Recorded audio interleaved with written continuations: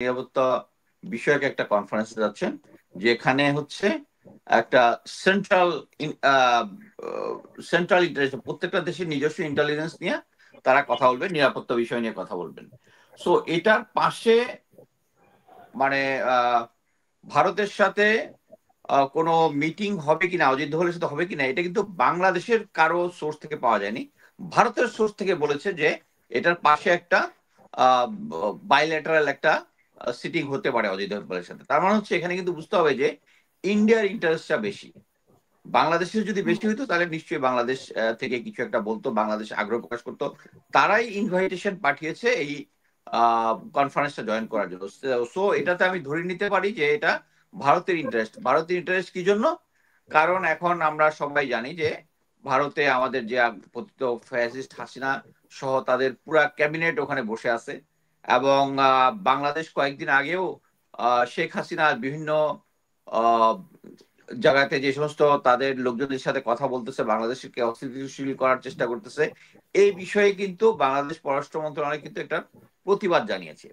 তো এই সিচুয়েশনে আমি মনে করি যে এখানে ভারতের ইন্টারেস্টটা বেশি।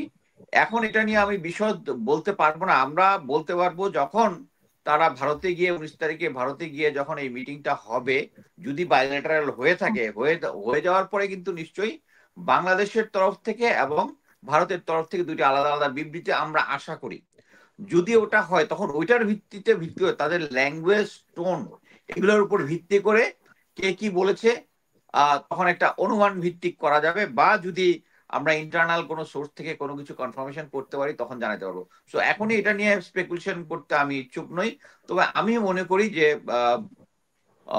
প্রফেসর জনাব খলিলুর রহমান একজন প্যাট্রিয়ট। উনি ভারতের সাথে বাংলাদেশ বিরোধী বা বাংলাদেশ ইন্টারেস্ট বিরোধী এরকম কোনো কাজ করবে না বলে আমি আশা করি।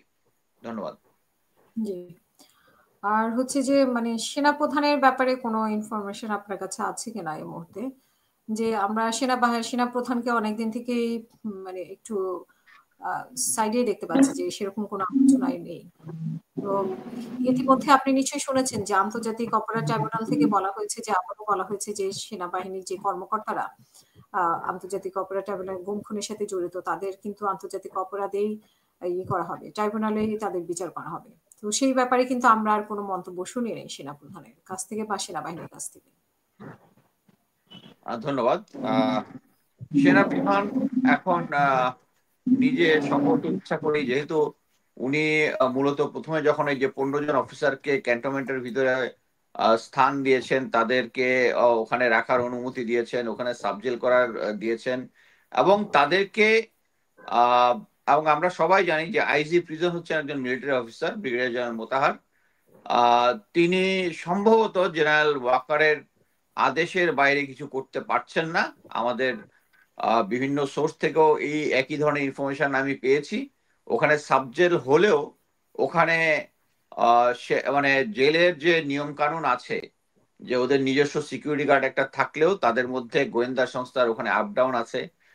খাবার দাবার বা অন্যান্য ফেসিলিটি এটা নিয়ে কথা বলবো না, এটা বড় বিষয় না। কিন্তু আমার কাছে যেটা মানে পুরো দেশের কাছেই যেটা মনে হয়েছে যে আহ, সেনাবাহিনীর অফিসারদেরকে, স্পেশালি যারা গুম খুনের সাথে জড়িত, তাদেরকে এই ধরনের প্রেফারেন্সিয়াল ট্রিটমেন্টটা দেওয়া উচিত হয় নাই। কারণ আমরা অলরেডি আয়না ঘরে তারা কি কি করেছে এগুলার বিস্তারিত বিশদ বিবরণ এবং ডকুমেন্টারি আকারে আমরা দেখেছি। এবং এটাতে জেনারেল ওয়াকার একটু ব্যাকফুটে ছিলেন, এবং পরবর্তীতে ইউএন এর একটা কনফারেন্স ছিল ইন্ডিয়াতে, ডেটটা এই মুহূর্তে আমার মনে নাই। এটা নিয়ে ভারতে তার যাওয়া নিয়ে আমরা যারা অনলাইনে কথাবার্তা বলি, তা আমরা অনেক কথাবার্তা বলার পরে উনি নিজে গিয়ে লেফটেন্যান্ট জেনারেল মাইনুরকে ওখানে পাঠিয়েছেন। এবং amazingly lieutenant general Mainur Bharat থেকে আসার পরে উনি নিজেই আহ, একটা প্রেস কনফারেন্স করেছেন, যেটা অ্যাকচুয়ালি লেফটেন্যান্ট জেনারেল মাইনুর আমার কোর্সমেট, উনি হচ্ছেন জিওসি আরডক। আরডক মানে হচ্ছে এটার প্রশিক্ষণ যে আছে, যে ইনস্টিটিউশন গুলো, ওটার কমান্ডে উনি আছেন, প্রশিক্ষণ দেখেন। অ্যাকচুয়ালি অপারেশন রিলেটেড মানে সামনের নির্বাচন কি হবে না না হবে এটা দেখার দায়িত্ব হচ্ছে chief of general staff lieutenant general Mizanur Rahman Shamim. তো উনার এই ব্রিফিংটা দেওয়ার না দিয়ে উনি যখন আসলেন, এটা নিয়ে অনেক কোশ্চেন হয়েছে। এবং আপনি যদি ব্রিগেডিয়ার জেনারেল আজমি স্যার এর পরবর্তীতে একটা বড় একটা স্ট্যাটাস দিয়েছেন। স্ট্যাটাসে উনি বলেছেন যে লেফটেন্যান্ট জেনারেল মাইনুর দুইবার ভারতে ক্যাপ্টেন থাকা অবস্থায় এবং লেফটেন্যান্ট কর্নেল থাকা অবস্থায় উনি ভারতে প্রশিক্ষণ গ্রহণ করেছেন, এবং আমরা জানি যে ভারতে যারা প্রশিক্ষণ গ্রহণ করে তাদেরকে শুধু তাই না, শুধু যে মিলিটারি অফিসার তাই না, সিভিলিয়ান যারা যায় বা অন্যান্য যারা যায়, আমাদের পপুলারলি আমরা সেনাবাহিনীর লোকজন আমরা সবাই জানি যে জেনারেল এরশাদ এরশাদ যখন ক্ষমতা দখল করে, এর আগে অনেকগুলো দেখবেন কু হয়েছে, কিন্তু জেনারেল এরশাদের 9 বছরে কোনো কু হয় নাই। কারণটা হচ্ছে উনি ভারতের সাথে একটা আতাত করেছিলেন, যেটা আমরা জানি, এবং আমরা জানি যে উনি হানি ট্র্যাপ হয়েছিলেন। আম, আল্লাহ ভালো জানেন, উনি এখন মারা গেছেন। কিন্তু আমি সার্ভিং অফিসার হিসেবে অনেক জেনারেলের এবং অনেক কিছু সিনিয়র অফিসারদের জানি, স্পেশালি একজন মেজর জেনারেল জানি, উনি পরবর্তীতে সেনাপ্রধান হতেন, কিন্তু তাকে হানি ট্র্যাপ করা হয়, করার পরে সরকার যখন জানতে পারে তখন আর সেনাপ্রধান ওকে বানান নাই। ভারতে আমরা যারা প্রশিক্ষণে পাঠাই আমাদের অফিসারদেরকে বা সৈনিক যারাই যায় তাদেরকে সবাইকে 100% লোকজনকে তারা হানি ট্র্যাপ করার চেষ্টা করে। আমি চারজন অফিসারের উপরে একটা অ্যানালাইসিস করেছিলাম। এর মধ্যে চারজনের মধ্যে তিনজনই বলেছে তাদেরকে অ্যাপ্রোচ করা হয়েছে, একজন শুধু বলেছে তাকে অ্যাপ্রোচ করা হয় নাই। বাট এটা কথাটা আমি অ্যাকচুয়ালি বিশ্বাস করি নাই, এবং পরবর্তীতে ওই অফিসারই দেখা গেছে যে ভারত বান্ধব, মানে ভারত মিলিটারিকে হাইলাইট করে বিভিন্ন জায়গায় কথাবার্তা বলছে। সো